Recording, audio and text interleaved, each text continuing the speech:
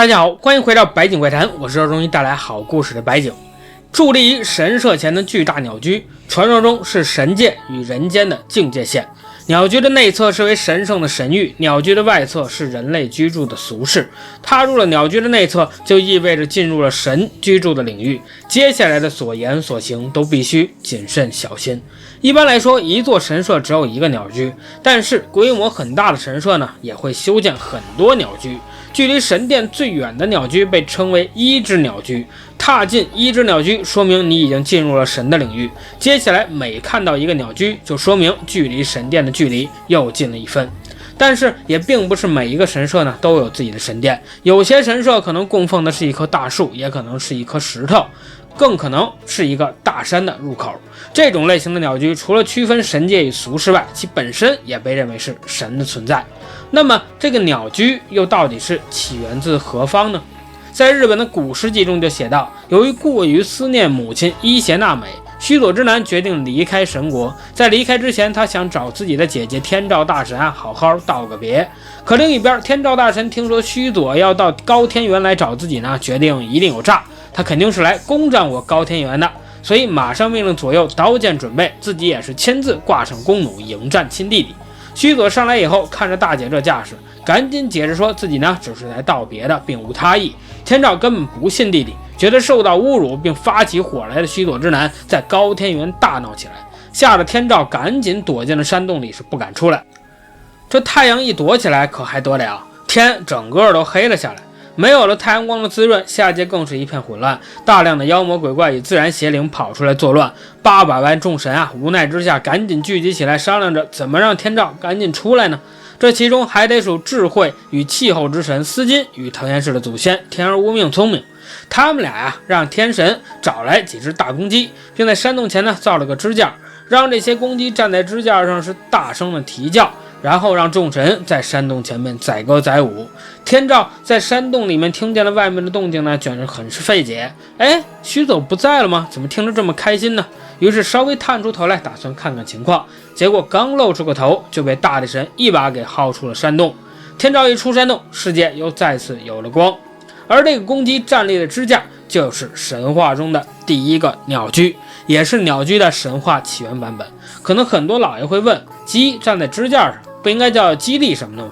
其实这是因为日语中的鸡就写作鸟，鸡肉串呢就叫做鸟肉串，所以这个说法从逻辑上是合理的。那么抛开神话传说，这鸟居又到底起源自哪里呢？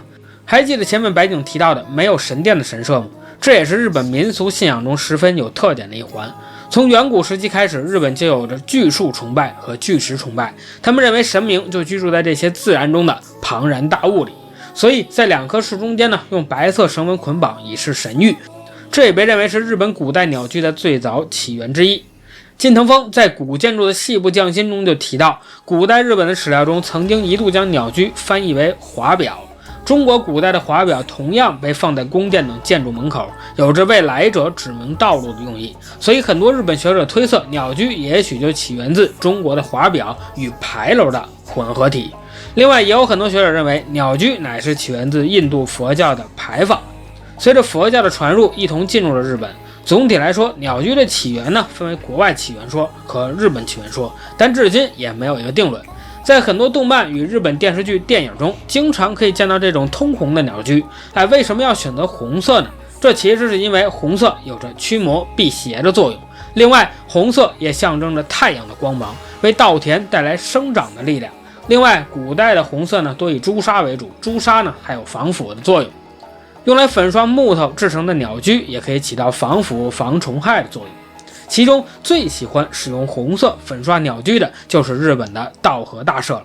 位于京都的稻荷大社更是有着千本鸟居，以红色驱魔为世间带来温暖。同时稻荷神社也是日本神社家族中分店最多的神社之一，在全日本大大小小的城市有着超过3万座稻荷家神社。这稻荷大社在坊间流传还与我国有着不解之缘。相传这稻荷大社中供奉着的神祇乃是秦氏人家的氏神。山城国风土记中有道是，河童4年，秦于吕据对山而射，箭雨化为一只白鸟，在白鸟降落的地方便修建了这座稻荷大社。而秦氏氏族的祖先则被认为是从中国古代大陆迁徙进入日本，更有人相信他们就是徐福的后代。但是这就没什么可靠的依据了，各位老爷呢全当听个乐。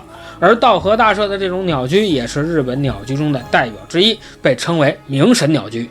鸟居的形态其实并不统一，林林总总呢也分为了60余种，但大体上也可以分为2类。道和大社的明神鸟居便是其中之一，另一种则被叫做神明鸟居。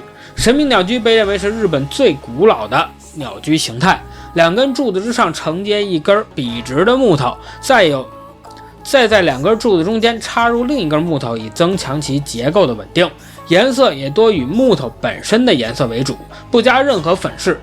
目前这种样式简单、禁欲风的神明鸟居，以日本最古老的伊势神宫为代表，分布在日本全国，数量自然是比不上明神鸟居了。白井最近刚好去了位于名古屋附近的伊势神宫和京都的道和大社，拍摄技术有限，各位老爷呢也可以对比着看看。不止如此，白井还特意夜游道和大社的千本鸟居，再配合上日本独有的曲风，各位看看是不是有那个味儿了？